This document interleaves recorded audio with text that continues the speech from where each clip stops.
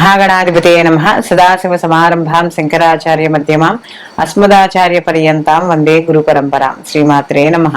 ప్రేక్షకులందరికీ స్వాగతం. కుజగ్రహ మార్పు. ఈ కుజగ్రహ మార్పు అనేది మనకి ప్రతి 45 రోజులకి ఇంచుమించు ఒకసారి మనకి జరుగుతూనే ఉంటుంది. మధ్యలో కుజుడు వక్రీకరించడం, స్తంభించడం. Hi, my name is Gautam and I actually stay in Malkajgiri itself. I had this back pain.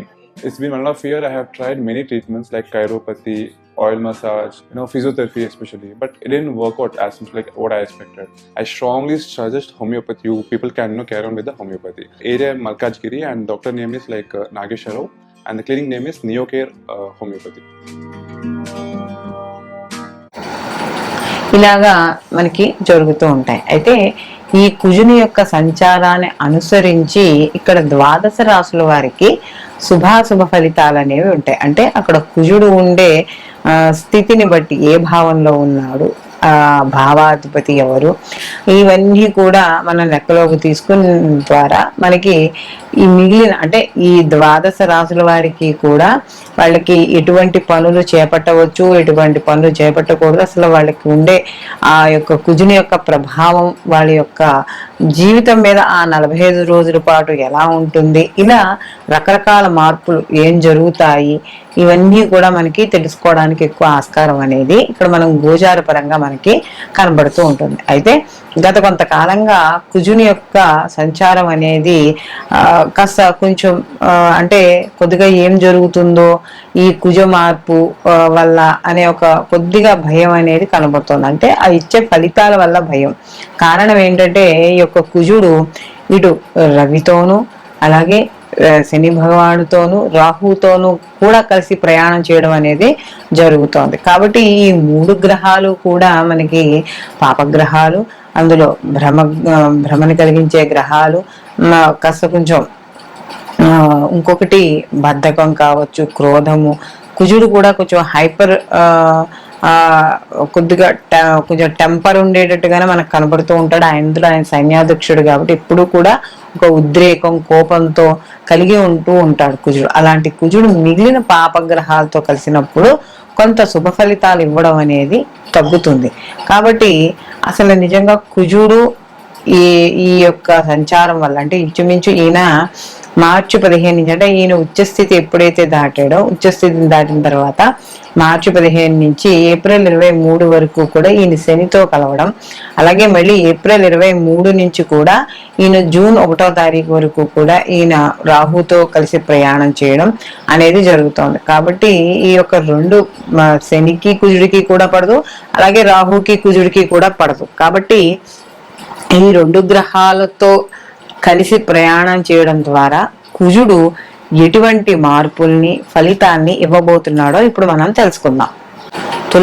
తులారాశిలోకి మనకి ఈ చిత్త 3-4 పాదాలు, అలాగే స్వాతి 1, 2, 3, 4 పాదాలు, విశాఖ 1, 2, 3 పాదాలు తులారాశిలోకి వస్తాయి. అయితే తులారాశి వారికి కానీ ఈ యొక్క కుజు యొక్క సంచారం చూసుకుంటే వీళ్ళకి ద్వితీయాధిపతి అయ్యాడు. అలాగే ద్వితీయ అధిపతి అవ్వడము, అలాగే ఇక్కడ కానీ వీళ్ళకు చూసుకున్నప్పుడు ద్వితీయాధిపతితో పాటు సప్తమాధిపతి కూడా అయ్యాడు. ఇక్కడ ముఖ్యంగా చూసుకున్నప్పుడు వీళ్ళకి ఈ ద్వితీయ సప్తమాధిపతి ఎవరైతే ఉన్నాడో ఈయన ఎక్కడ సంచారం చేస్తున్నాడు, మళ్ళీ పంచమ షష్టమ స్థానాల్లో సంచారం చేయడం అనేది జరుగుతోంది. పంచమ స్థానం అనేటప్పటికి క్రియేటివిటీ రంగాల్లో ఉన్న వాళ్ళకి, అలాగే సంతాన విషయాల్లోనూ IVFలు కానీ లేకపోతే సొంతంగా ఎవరైనా దత్తత తీసుకోవాలనుకుంటున్నారో వీళ్ళందరూ కూడా కాస్త జాగ్రత్త వహిస్తూ ఉండాలి. ఒక్కోసారి గొడవలు అయ్యే అవకాశం కూడా ఉంటుంది. కాబట్టి కాస్త విరోధాలకి, వాటికి, గొడవలకి దూరంగా ఉండడం అనేది మంచిది.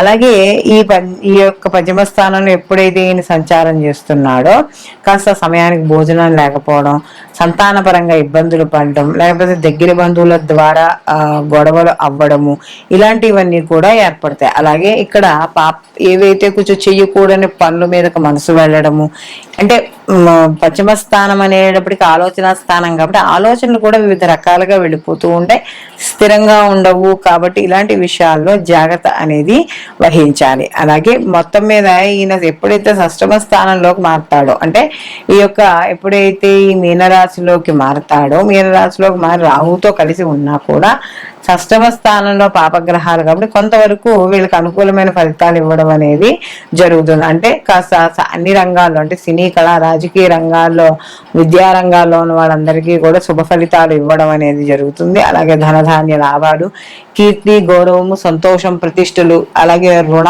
బాధలు తీరడము, శత్రు విముక్తి, ఇలాంటివన్నీ కూడా ఈ రాశిలో కుజుడు సంచారం చేయడం వల్ల జరుగుతుంది. అయితే వీటిలో చిన్న చిన్న ఆటంకాలు కావచ్చు, లేకపోతే పని అవ్వడంలో ఆలస్యం కావచ్చు, చిన్న చిన్నగా కనపడుతూ ఉంటాయి. కారణం ఏంటంటే ఇక్కడ మనం చూసుకున్నప్పుడు ఈ యొక్క ఏదైతే రాహు ఉన్నాడో, ఈ యొక్క రాహుకి కుజుడికి పడదు కాబట్టి కొంచెం బయటికి వెళ్ళేటప్పుడు, రోడ్లు దాటేటప్పుడు, వాహనాల మీద స్పీడ్గా వెళ్ళకపోవడం, ఇలాంటివి ఏవైతే ఉన్నాయో ఇవి తగ్గించుకుంటే, అంటే ఎప్పటి నుంచి ఏప్రిల్ ఇంచుమించు ఏప్రిల్ 24 నుండి 23, 24 నుండి కుజుడు రాహుతో కలుస్తాడు. అప్పటి వరకు శనితో కలిసి ఉంటాడు. కాబట్టి ఇలాంటి విషయాల్లో కాస్త జాగ్రత్త తీసుకుంటే మిగిలిన అన్ని విషయాల్లో కూడా వీళ్ళకి అనుకూలమైన ఫలితాలు పొందడం అనేది జరుగుతుంది. ఈ యొక్క తులారాశి వాళ్ళు మరిన్ని మంచి ఫలితాలు పొందడానికి ప్రతిరోజు కూడా సుబ్రహ్మణ్య కరావలంబ స్తోత్రాన్ని చదువుకుంటూ ఉండడము, అలాగే ఎర్రటి పూలతో సుబ్రహ్మణ్య ఆరాధన చేయడము, అలాగే మనకి ప్రతి మంగళవారము కూడా కాస్త నియమాలు పాటించడం ద్వారా కొంత ప్రతికూల ఫలితాలు తగ్గి అనుకూలమైన ఫలితాలు పొందడం అనేది జరుగుతుంది. మనం ఏ రాశికి ఆ రాశికి సంబంధించి ఈ కుజుడు యొక్క ప్రభావం వల్ల, అంటే మిగిలిన పాపగ్రహాలతో కలవడం వల్ల ఇటువంటి ఫలితాలు వస్తున్నాయి అని చెప్పుకున్నాం. అయితే ఇక్కడ ఈ కుజుడు కూడా ఈ యొక్క జన్మ జాతకంలో కూడా, అంటే వ్యక్తిగత జాతకంలో కూడా ఇదే గ్రహాలతో కలిసి ఉంటే కొంచెం ప్రభావం అనేది ఎక్కువగా ఉంటుంది. కాబట్టి ఇలాంటి ప్రభావాన్ని తగ్గించుకోవాలన్నప్పుడు కుజుడికి సంబంధించిన స్తోత్రాలు కానీ, లేదా కుజుడికి అధిష్టాన దేవత అయిన సుబ్రహ్మణ్య ఆరాధన కానీ, ఇలాంటివి చేయడం ద్వారా కొంత వీటి యొక్క తీవ్రత అనేది తగ్గుతుంది. అయితే వీటితో పాటు, అంటే ఇది గోచార ఫలితం అయినా కూడా, గోచార ఫలితంలో కూడా మనకి ఈ మంచి చెడు, అంటే మనకి ఈ యొక్క ఏవైతే ఈ గ్రహాల వల్ల మనకు వచ్చే ఇబ్బంది, అంటే ఆ యొక్క సంచారం వల్ల ఇబ్బంది ఏవైతే ఉన్నాయో ఆ ఇబ్బందులను తగ్గించుకోవడానికి మాత్రం దైవారాధన అనేది చాలా అవసరం. కాబట్టి ఈ యొక్క గోచార ఫలితాలతో పాటుగా జన్మజాతక ఫలితాలు కూడా అందరూ తప్పకుండా పరిశీలన చేసుకోవాలి. కానీ ఇదే సమయంలో సేమ్ జన్మజాతకంలో కూడా ఇదే స్థితి కానీ ఉన్నట్టు ఎవరికైనా ఉంటే వాటి ప్రభావం అనేది కొంచెం ఎక్కువగా ఉండడం, మంచైనా చెడైనా కాస్త ఉంటుంది. కాబట్టి అలాంటి విషయాల్లో జాగ్రత్త తీసుకుంటూ మనం ఏవైతే రెమెడీస్ చెప్పుకున్నామో ఆ రెమెడీస్ని చేసుకోవడం ద్వారా కొంత ప్రతికూల ఫలితాలు తగ్గి అనుకూలమైన ఫలితాలు పొందడం అనేది జరుగుతుంది.